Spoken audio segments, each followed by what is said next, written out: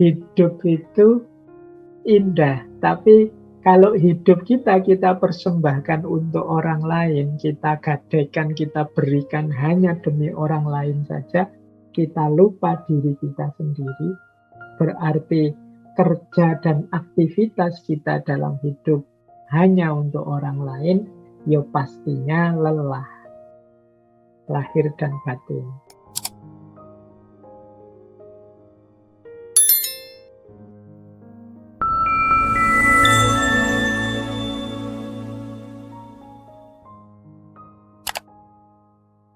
Assalamualaikum warahmatullahi wabarakatuh.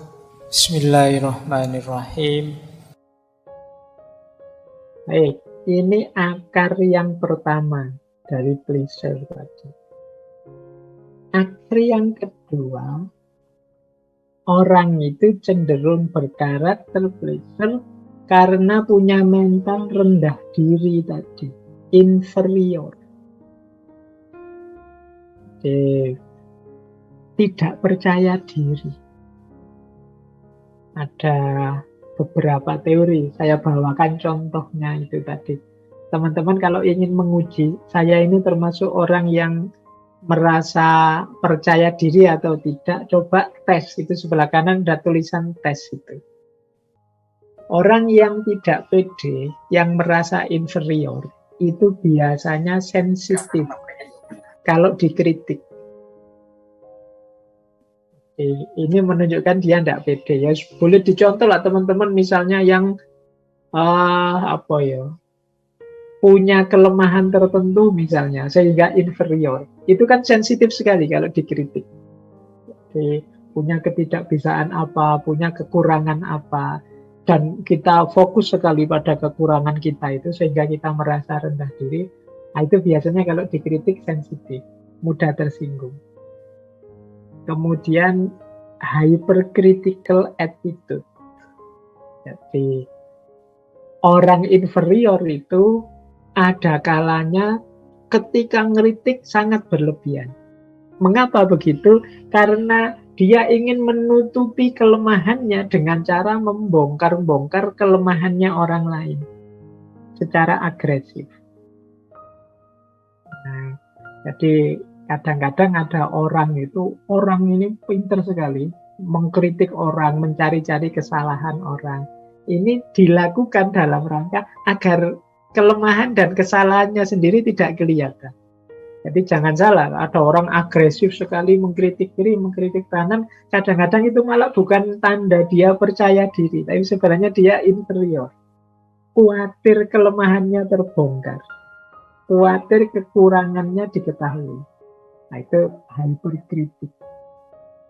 Kemudian inappropriate response to flattery. Nah, kalau dipuji, senengnya luar biasa. Jadi pujian itu bagi dia tanda-tanda bahwa kelemahanku tidak diketahui. Orang ngertinya yang baik-baik saja. Itu kesenangannya double daripada orang yang biasa-biasa saja, yang superior. Ya itu samalah kayak kalau ada mahasiswa nilainya jelek terus, begitu dapat nilai bagus sekali, itu kan dia senangnya luar biasa. Tapi mahasiswa yang nilainya bagus terus, kemudian dapat nilai bagus lagi, itu kan biasa. Nah, kok ada orang dipuji, sebenarnya pujiannya biasa, tapi gembiranya double-double. Jangan-jangan ada unsur inferior sebenarnya dalam dirinya sebelumnya. Nah, kemudian tendensi toward blaming, suka mencela-cela ke sana kemari. Ini sama kayak tadi saya seperti kritik tadi karena ingin menutupi inferioritasnya. Terus feeling of persecution. Jadi merasa orang lain itu membuli dirinya terus. Padahal orang tidak ngapa-ngapain, cuma lihat dirinya itu dia sudah salah tingkah, tidak karuan. Ini jangan-jangan mesti sedang mengamatiku nih. Ini jangan-jangan sedang melihatku nih. Nah, itu feeling of persecution. Kemudian negative feeling about competition. Dia merasa tidak pede kalau harus dibanding-bandingkan, ditanding-tandingkan. Dan tendency toward exclusiveness and timidity. Biasanya cenderung tidak suka berbaur. Jadi ingin menyendiri biar tidak ketahuan aspek-aspek inferioritas dalam dirinya. Nah, teman-teman boleh ya nanti dicek, saya ini orang inferior atau orang yang percaya diri. Coba uji dengan itu. Kalau yang kiri itu sebabnya. Mengapa sih ada orang itu kok mentalnya inferior? Ini salah satu teori saja ya, kalau di psikologi banyak. Ada kalanya karena constant disapproval sejak kecil, mungkin oleh orang tuanya. Constant disapproval itu dia dibantah terus oleh orang tuanya, oleh lingkungannya. Kalau dia ingin ini, ingin itu, punya gagasan ini, punya gagasan itu, dimentahkan terus. Mungkin sama lingkungannya, sama orang tuanya, Pak D-nya, tetangganya, oh, kamu anak kecil ngerti apa? Kamu anak kecil nggak tahu apa-apa. Alah, kamu itu baru lulus SMP kemarin saja mikir aneh-aneh. Terus mendapat disapproval, itu kemungkinan terbangun dalam dirinya, jangan-jangan aku memang tidak tahu apa-apa, tidak ngerti apa-apa, tidak bisa apa-apa. Termasuk constant negative remark. Jadi penilaian negatif yang terus-menerus. Ini akan membangun mental inferior. Maka teman-teman harus agak hati-hati ya kalau bisa menilai adik-adik kita, anak-anak kita dengan penilaian yang tidak menegaskan disapproval atau negative remarks. Jadi mungkin dia tidak excellent, tapi cara kita menjelaskan padanya bahwa dia sebenarnya sudah cukup bagus, tinggal ditingkatkan lagi. Tidak harus kemudian kamu itu jelek, kamu itu tidak pinter, kamu itu tidak bisa. Wah, nilaimu kok jatuh, kok kalah sama temenmu, dan lain sebagainya. Ini membuat seseorang nanti jatuh pada inferioritas. Kemudian defects in body. Kalau ini mungkin manusiawi, kalau ada kekurangan-kekurangan fisik. Tidak harus disabilitas, ya mungkin di antara kita yang misalnya punya ideal rambut bagus itu yang lurus, ternyata rambut saya kok melungker-melungker keriting ya. Itu kan kita selalu gara-gara itu terus tiap hari keluar mikir rambut terus. Begitu di luar jangan-jangan orang lihat rambutku nih, jangan-jangan.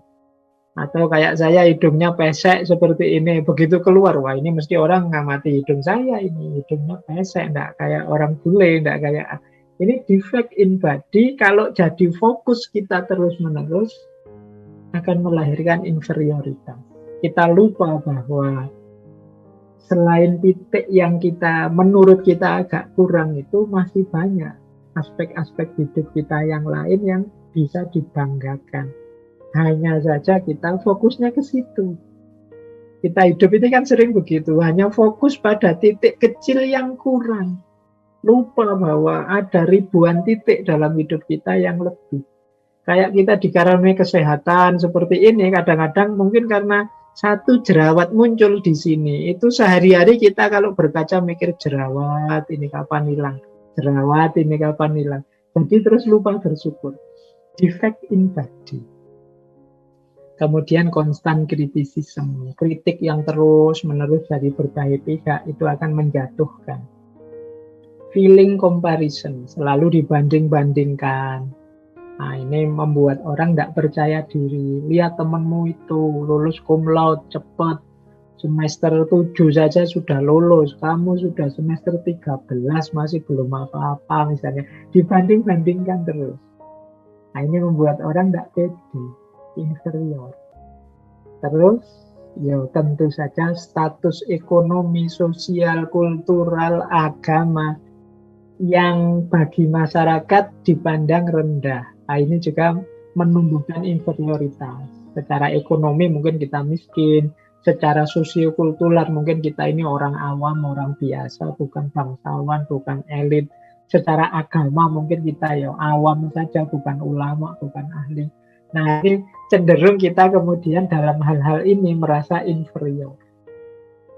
Nah, inferioritas inilah, rasa rendah inilah yang sering kemudian kalau tidak hati-hati membuat kita geser ke perilaku people pleaser tadi.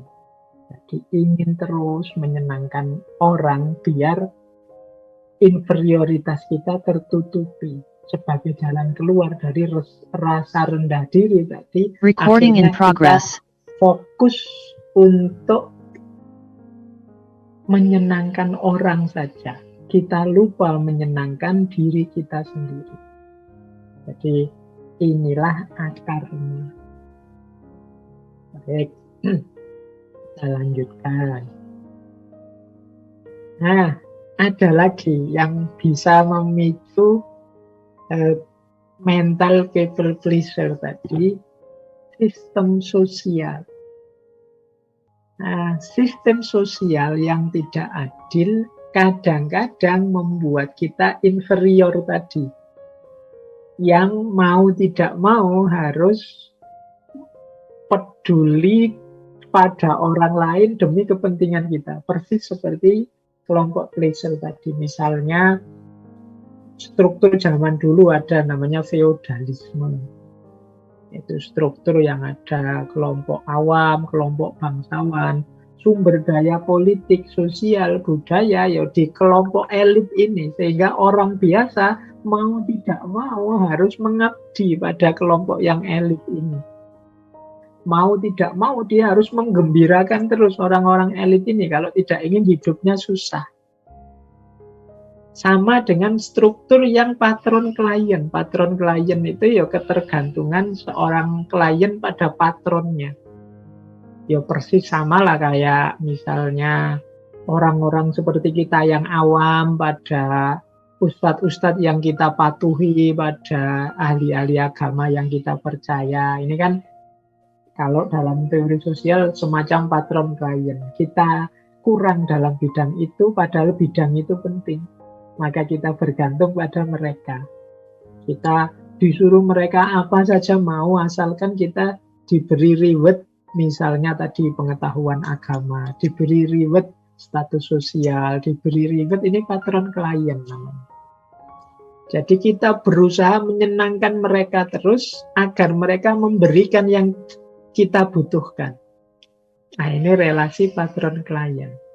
Kalau zaman feodal itu ya berarti para bangsawan, ningrat, ini kan yang menguasai macam-macam sumber daya. Mau tidak mau kita harus dekat dengan mereka untuk bisa menikmati sumber daya tadi. Atau struktur kapitalistik, kalau ini analisisnya Karl Marx, bagaimana pemilik modal ini lebih kuasa. Mau tidak mau kita harus patuh pada yang punya kapital, kalau hari ini yang punya uang. Mengapa? Karena uang di tangan mereka, sementara kita hidup butuh uang. Berarti apa? Bagaimana caranya uang yang di tangan mereka itu ya dibagilah sedikit-sedikit ke kita. Entah dengan cara apa, sesuai yang mereka butuhkan yang bisa kita berikan pada mereka. Nah, ini struktur. Jadi ada ternyata sistem-sistem sosial tertentu yang mungkin coraknya unjustice, tidak adil, yang membuat kita mau tidak mau harus berlaku people pleaser tadi, menyenangkan mereka yang menguasai sumber daya dalam hidup, biar kita dapat fasilitas, biar kita diberi yang kita butuhkan, yang kita inginkan. Nah, ini mungkin kalau ada teman-teman yang ingin ngangkat judul skripsi tentang ini boleh. Hubungan antara sistem sosial dan mentalitas menyenangkan orang lain saja. Nah, kadang-kadang memang situasinya seperti ini. Kita tidak ingin sih people pleaser tadi, tapi dalam hidup kita sering terjebak sistem semacam ini. Mau tidak mau, ini kebutuhan primer kita.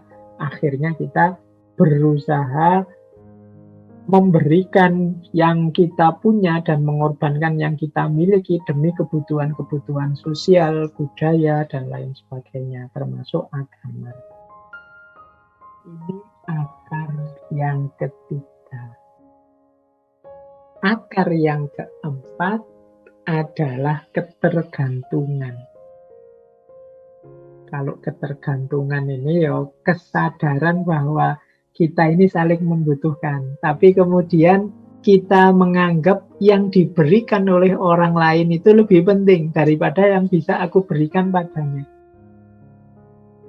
Ya misalnya apa ya, mudahnya kita dengan teman kita misalnya sak kos-kosan berdua dengan teman di kampus yang jauh. Teman kita ini punya kendaraan, kalau kita kan tidak punya. Akhirnya tiap kali berangkat ke kampus kita bareng dia. Nah, ya hidup itu memang sosial, tapi kita menganggap dia ini memberikan lebih banyak padaku. Yaitu apa? Tumpangan tiap hari untuk kuliah. Akhirnya apa? Kita merasa aku harus menyenangkan dia terus. Jangan sampai dia tersinggung, jangan sampai dia kecewa padaku, jangan sampai dia marah padaku. Karena dia sudah memberikan hal yang penting padaku. Nah ini kalau bahasa mudahnya ini ketergantungan. Jadi kalau tidak ada dia, wah kuliahku telat terus, ini mesti bahaya, ini aku tidak lulus-lulus kalau telat terus bisa. Nah ini namanya ketergantungan. Kita tidak bisa tanpa dia. Kalau dia tanpa aku mungkin mudah saja. Tapi aku tanpa dia berat. Nah ini yang dia berikan kita anggap lebih penting. Akhirnya apa? Wah kita tidak berani bantah teman kita ini. Kita tidak berani untuk menyinggung perasaannya. Kita merasa wajib menyenangkan dia terus. Kita tidak bisa berpisah dari dia. Kita tidak bisa jauh dari dia. Bahkan mungkin banyak hal yang siap kita korbankan untuk dia. Nah ini namanya ketergantungan.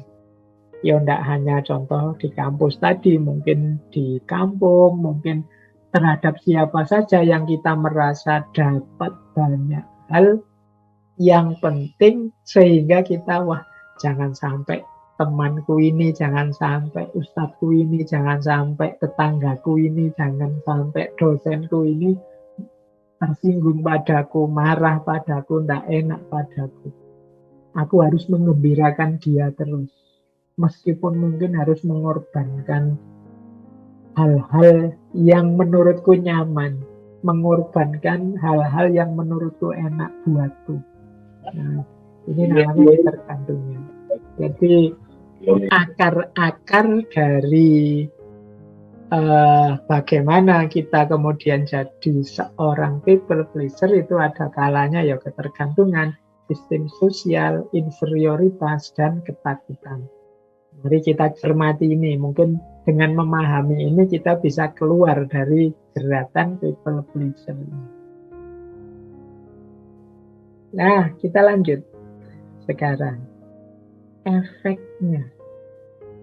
Mengapa sih kok konotasi dari people pleaser mentality tadi dikonotasikan negatif? Ya yang pertama karena memang tidak otentik. Kita sebagai manusia melupakan otentisitas diri kita. Nah ini secara esensial begitu. Tapi secara fungsional efeknya antara lain yang jelas yang pertama lelah lahir dan batin. Hidup itu indah, tapi kalau hidup kita persembahkan untuk orang lain, kita gadaikan, kita berikan hanya demi orang lain saja, kita lupa diri kita sendiri, berarti kerja dan aktivitas kita dalam hidup hanya untuk orang lain, ya pastinya lelah, lahir dan batin. Jadi kalau teman-teman sering merasa lelah hari-hari ini, ayo introspeksi, jangan-jangan kita hidup bukan versi yang kita inginkan. Orang itu kalau hidup sesuai yang dia inginkan, sesuai versi yang ingin dia wujudkan, itu biasanya senang, tidak mudah lelah. Kayak teman-teman misalnya nulis skripsi kok temanya tema yang dia sukai, tema yang kita sukai, yang passion kita.